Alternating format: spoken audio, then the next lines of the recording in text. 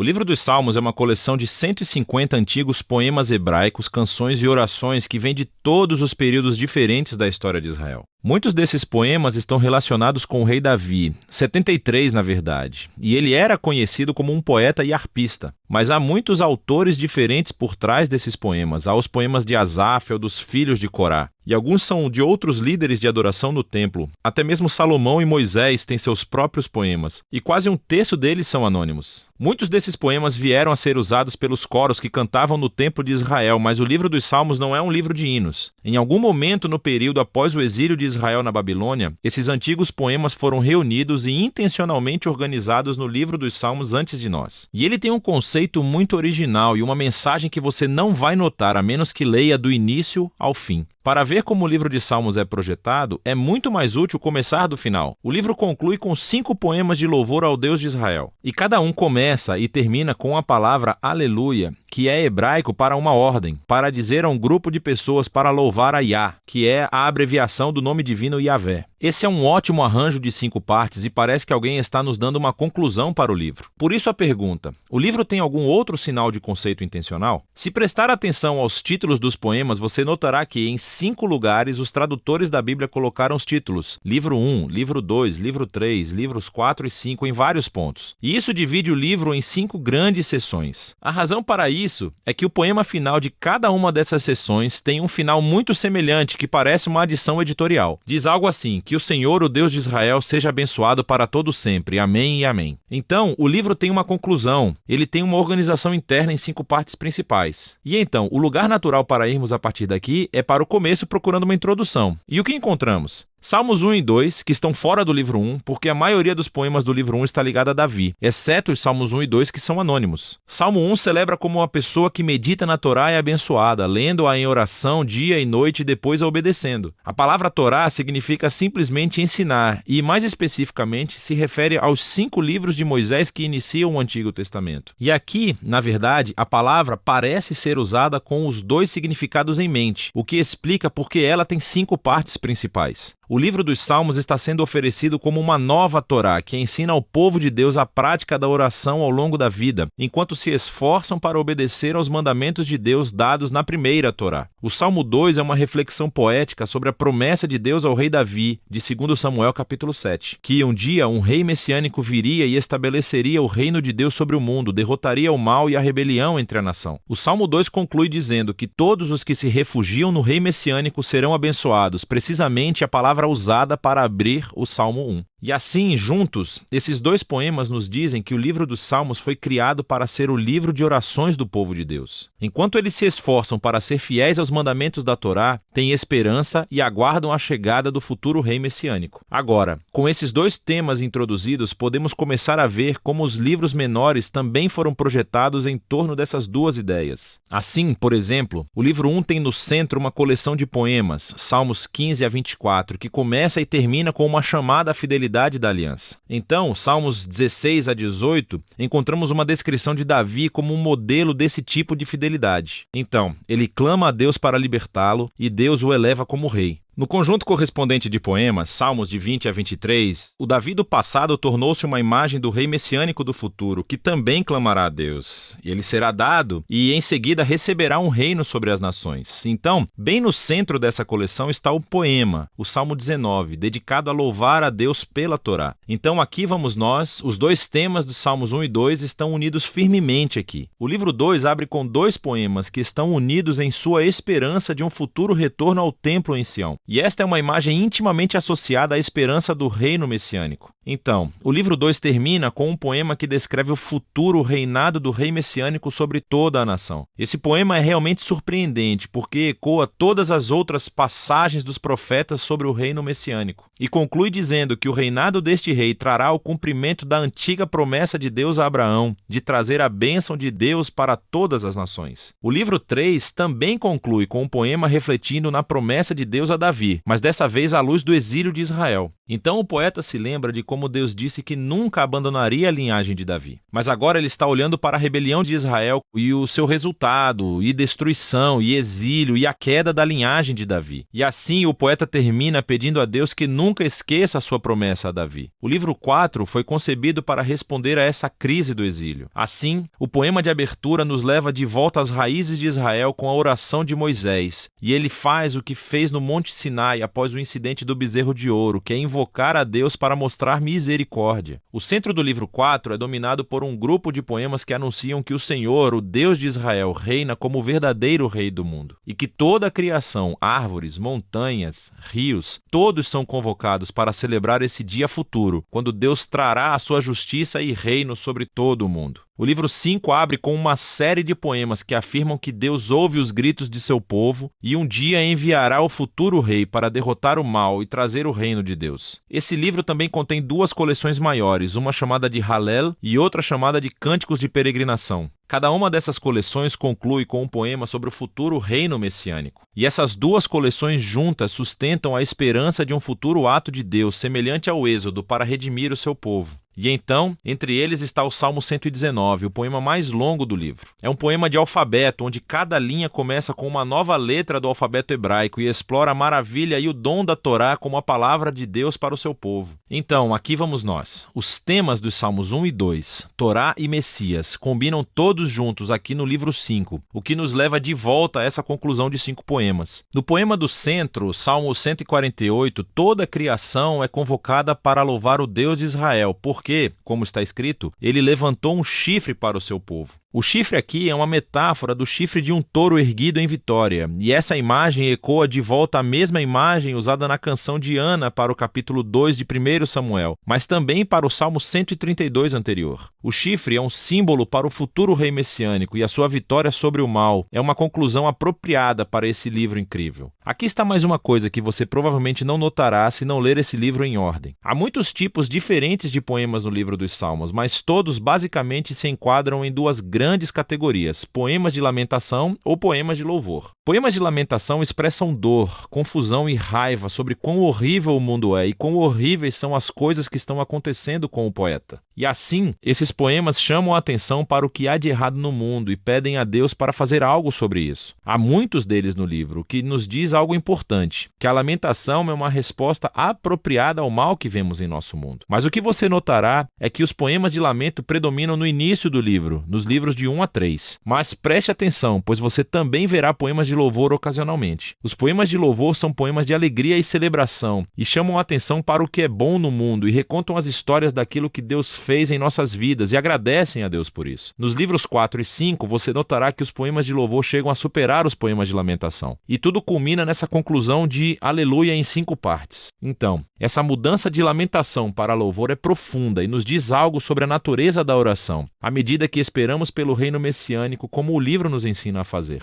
Isso criará tensão ao analisarmos o estado trágico do nosso mundo e das nossas vidas. E assim, os salmos nos ensinam a não ignorar a dor de nossas vidas, mas, ao mesmo tempo, a fé bíblica é voltada para o futuro, olhando para as promessas do futuro reino messiânico de Deus. E assim, a Torá e o Messias, lamentação e louvor, fé e esperança, é disso que se trata o livro dos Salmos. Qualidades e significados de um Deus absoluto, o único Deus, a causa original, o todo. Personagens fantásticos. As formas dos personagens e a ação vital que representavam indicavam as sabedorias do olho de ouro. A força de Deus, o conhecimento e o poder que este produz, produzindo na mente a verdadeira luz, a energia vital luminosa. Uma luz invisível que torna possível a inteligência e a compreensão da realidade. Alegrem-se vocês, justos dentre os anjos. Na santa morada, entoai-lhe hinos. Anunciai o som de um alarido, em eterno júbilo, para estabelecer a trombeta do seu Messias, para tornar conhecida sua força em poder.